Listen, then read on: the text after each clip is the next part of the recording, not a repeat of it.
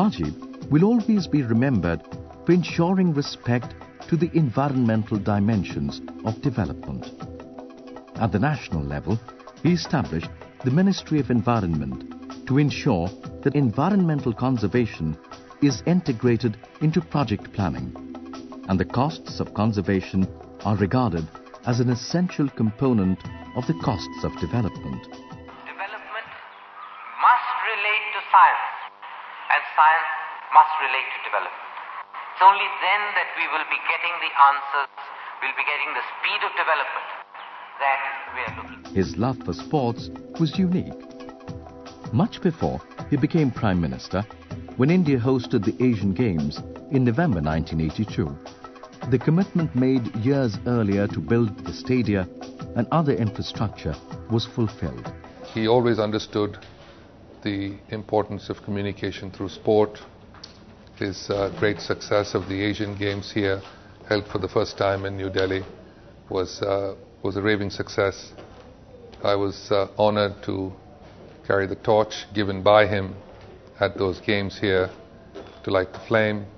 I was honored also in '88 to be able to carry the Olympic torch in Seoul, the 1988 Games. All some things that meant so much to him. He'd left behind this fantastic blueprint on which then Mr. Manmohan Singh as Finance Minister, Mr. Narasimha Rao as Prime Minister, Mr. Chidambaram, whose deputy I was, he was Minister of State for Commerce and I was his Deputy Minister, and Mr. Monte Singh Ahluwalia was then Commerce Secretary, and all of them gave the new India, the new look India that we become familiar with. With Rajiv at the helm of affairs, the youth in the country who had found themselves alienated from the Indian political process were swept in the unfamiliar excitement of having one of our own as Prime Minister. He was a man of action, the mission. He was a man of imagination, man of vision. He was very lovable to us.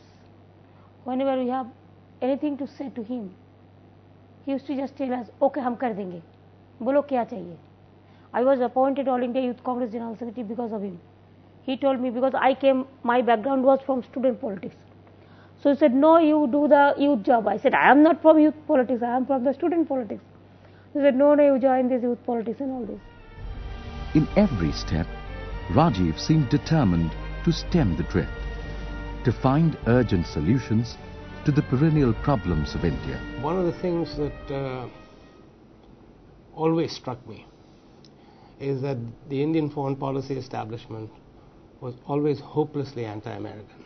I always felt that maybe there should be a better relationship between certainly America and India, but the West and India in general. He pledged to shed the socialist dogmas that had consigned the economy to stagnation and left workers and consumers alike to the mercy of the permit-rod bureaucracy.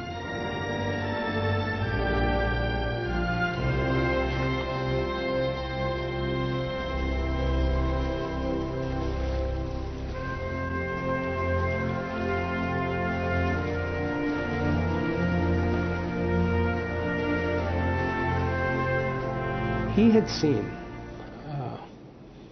that there was a lot of baggage in India, ideological baggage that caused the country to remain stuck in a feudal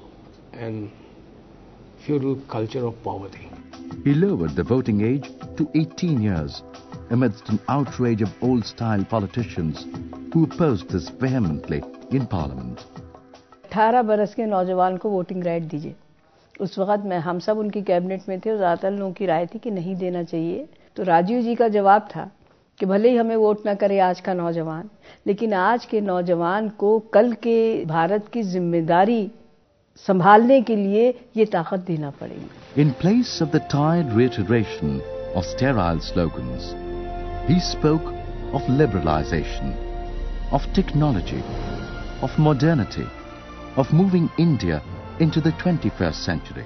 The other thing about Rajiv Gandhi that was truly exciting for particularly younger Indians internationally was the image he projected of a youthful India that was impatient for change and progress.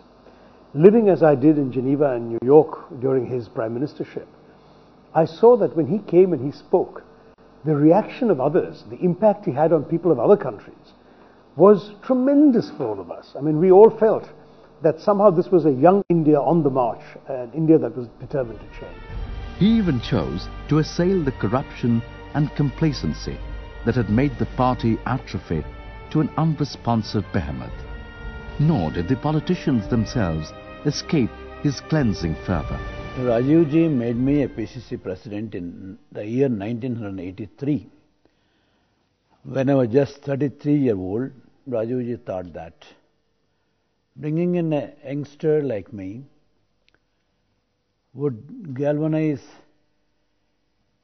along with him, because he is our national hero, and he being at the center, someone like me in the state will really help the youth to come towards the Congress party. On 2 points he was very clear.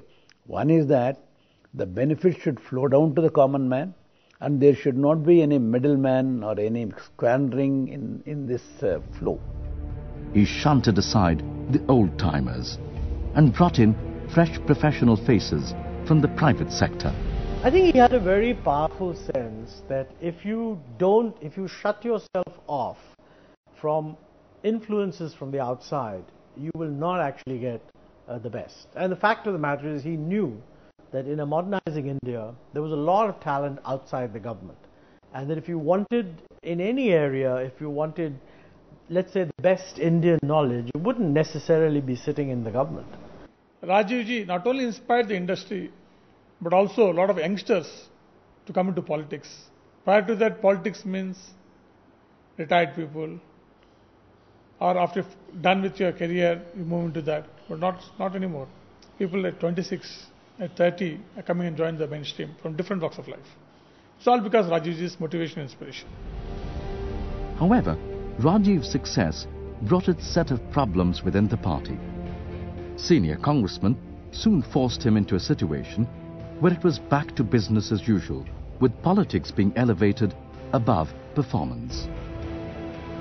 The national interest was subjugated to the interest of the party when a 75-year-old Muslim woman, Shahbano, who was divorced from her husband of 43 years, won a Supreme Court case obliging her husband to pay her monthly alimony. But Rajiv sponsored a law officially named the Muslim Women's Act.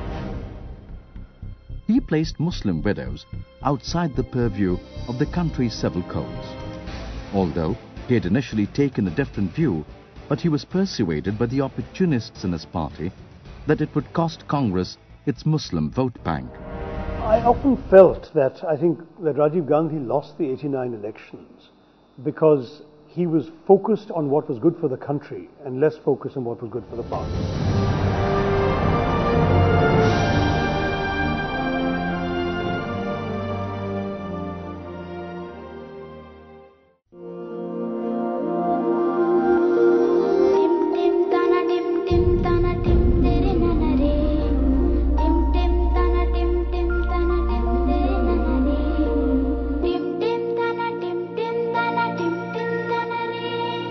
रोशनी को ख्वाबों के पर लगा के लाएंगे, हम अपनी ज़मीं के अंधियारे सजाएंगे, रोशन ज़मीं को कर जाएंगे।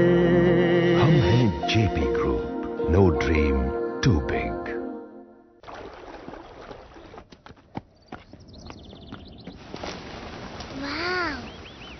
मैंने बनाया है।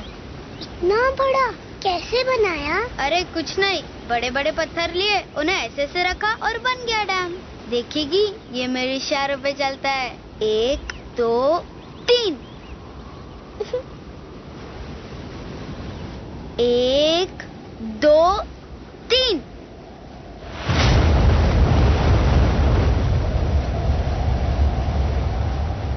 बड़े से बड़ा काम कुछ ऐसे ही आसानी से कर जाते हैं।